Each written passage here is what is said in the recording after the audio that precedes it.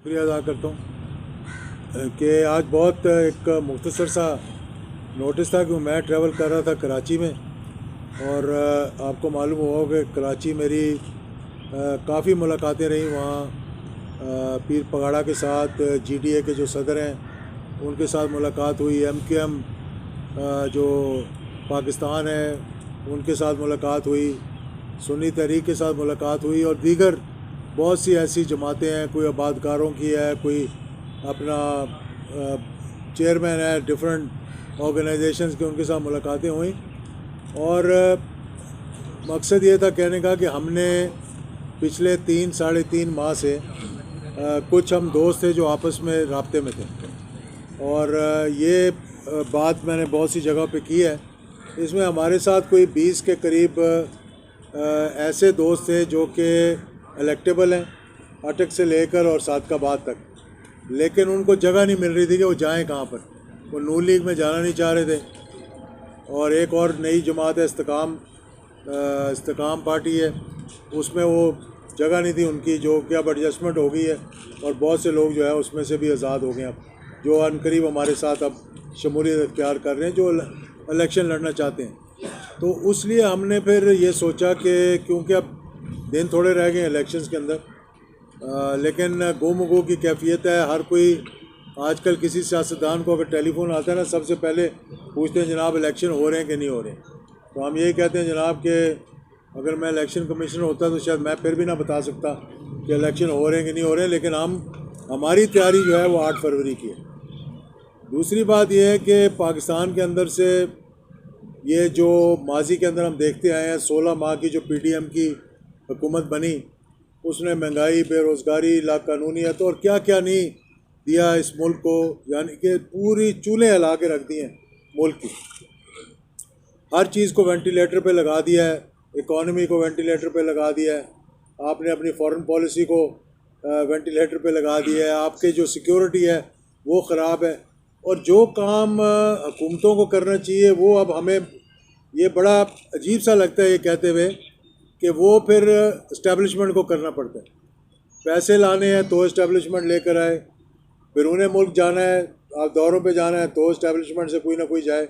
माजी में भी चीफ ऑफ आर्मी स्टाफ, अब भी चीफ ऑफ आर्मी स्टाफ। ये कि लोगों का बैरून मुल्क जो है वो इतमाद उठ गया है मौजूदा लीडरशिप जो उनको सामने नज़र आ रही है। वो कहते हैं यार ना तो वो इनको पैसे देते हैं, ना इनसे वो सही गुफ्तगू कर सकते हैं। तो इसलिए एक तो ये SAFC जो बनी, मैंने उसके बारे में भी कहा था कि ये चाहते हैं लोग जो बाहर से फॉरेन इन्वेस्टर्स आना चाहते हैं कि यहाँ पर कोई ऐसी चीज़ दिखाएं हमें जहाँ पे कंटिन्यूटी हो। जहाँ भी आर्मी चीफ गए उनसे यही बात हुई है जी कि वहाँ तो कल नई हुकूमत आएगी तो पॉलिसी चेंज हो जाएगी।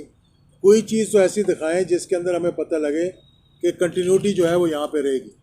तो उसके लिए सबसे बड़ी बात तो ये है कि आने वाले दिनों में जो इलेक्शंस होने जा रहे हैं, एक तो हम ये कहते हैं साफ़ और शफाफ हों, ट्रांसपेरेंट हों और हर किसी को जो है वो मौका मिलना चाहिए इलेक्शन सही तरीके से लड़ने का। हमने फिर ये फ़ैसला किया था कि हम इस्तेकाम में जो है पाकिस्तान यूनिटी अलायंस बनाएंगे, कौमी यकजहती इत्तेहाद हम बनाएंगे। उसमें हम दोस्तों से, अब्दुल्ला गुल साहब भी पिछले हम 2-3 माह से मीटिंगें करते रहे हैं, जमीयत उलमा इस्लाम समीउल हक ग्रुप भी था, मरकज़ी मुस्लिम लीग भी थी उसमें, और हमारे 15-20 इलेक्टेबल थे जो आपने पिछले दिनों देखा होगा, जिसमें कि अमीन असलम साहब भी थे, बुज़दार साहब भी थे, खानेवाल से राज भी हैं, सरगोदा से हमारे साथ पराचे भी हैं, हारून एहसान पराचा भी है। इस तरह बहावलपुर से नवाब और बहावलपुर के जो हैं बहावल अब्बासी और उसके साथ वारन और ये सारे हमारे साथ मिलकर इलेक्शन लड़े। तो और DG खान से भी पूरा ख्वाजा शराज साहब और नीचे बुज़दार साहब लड़ रहे हैं एक तरफ, और एक तरफ जो है उनके चचा लड़ रहे हैं, तो ये भी पैनल हमारे साथ है। इसी तरह राजनपुर से फ़ारूक खान दरेशक, वो भी हमारे इस अलायंस के अंदर हैं, और दीगर लोग अब शामिल होने के लिए आ रहे हैं। कुछ जिनका इस्तेकाम के अंदर सेटलमेंट नहीं हुई, कुछ जिनको नून लीग ने अब टिकट नहीं दिया, वो 10-12-15 लोग ऐसे हैं जो अब आज़ाद इलेक्शन लड़ रहे हैं। तो इंशाल्लाह हमारे कोशिश है कि वो अलायंस के अंदर आके लड़ लें। हमें मिल नहीं सका था एक निशान, इसलिए कि हमने लेट ये बात की थी, अप्रोच किया था। 19 जुलाई को इलेक्शन कमीशन ने निशान जो है वो ख़त्म कर दिए थे। तो ऐसे लोग जो हमारे मुतर्रक हों, जिनका मीडिया के साथ ताल्लुक़ हो, जिनकी नज़रियाती पहचान हो, क्योंकि चार्टर और डेमोक्रेसी के बाद नॉर्थ पोल साउथ पोल मिलने के बाद तो नज़रियाती सियासत ख़त्म हो गई थी, मफादात की सियासत शुरू हो गई। और पिछले 16 माह की हुकूमत ने जो आवाम के साथ किया है वो भी सबको पता है कि ना आपका मैनिफेस्टो एक, ना आपकी सियासत एक, ना आपकी सोच एक, ना आपका विजन एक, लेकिन मफादात एक थे जो कि सारी कौम ने देखे। अब इसीलिए बहुत से सियासतदान जो हैं वो मार्केट में तो हैं, ड्राइंग रूमों में तो हैं, लेकिन अवाम में जाने से ज़रा से गुरेज़ा हैं। तो इस सिलसिले में क्योंकि साथ साथ हम ऐलान करते रहें, तो अब्दुल्ला गुल साहब हमारे अलायंस का नौजवान है पाकिस्तान, इनकी जो जमात है उसको भी हम अपना हिस्सा बना रहे हैं। और हमें अपने जो अलायंस है इसकी तरफ से, क्योंकि ज़्यादातर लोग जो है वो इलेक्शन लड़ रहे हैं, अब्दुल्ला गुल साहब सबसे ज़्यादा मुतरक हैं, तो हम इनको अपना इंफॉर्मेशन का भी, मैंने अभी रिक्वेस्ट करूँगा इनको, मैंने ये नहीं कहा कि अभी बात इनसे नहीं हुई कि ये हमारी तर्जमानी भी करें, अलायंस की भी तर्जमानी करें, क्योंकि मैं तो अपनी तरफ से करता रहता हूँ। तो उसके लिए जो अलायंस के इंफॉर्मेशन के सेक्रेटरी हों या जो भी ओहदा इनको ये मुनासिब समझेंगे, क्योंकि ये बड़े अहम रुकन है उसके और बड़े मुतहरक हैं। एक दिन कोयटा होते हैं, एक दिन कराची होते हैं, एक दिन यहाँ होते हैं, एक दिन पेशावर होते हैं। तो हमें चाहिए कुछ लोग ऐसे जो कि हमारे जाकर मीडिया के अंदर बता सकें लोगों को कि हम क्या करने जा रहे हैं, हम क्यों करने जा रहे हैं। तो नज़रियाती सियासत की बुनियाद रखना इस वक्त की ज़रूरत है, पाकिस्तान के अवाम की ज़रूरत है, पाकिस्तान की ज़रूरत है कि हमारी जो नज़रियाती सियासत मफादात में तब्दील हो चुकी है, इसको दोबारा नज़रियात जो है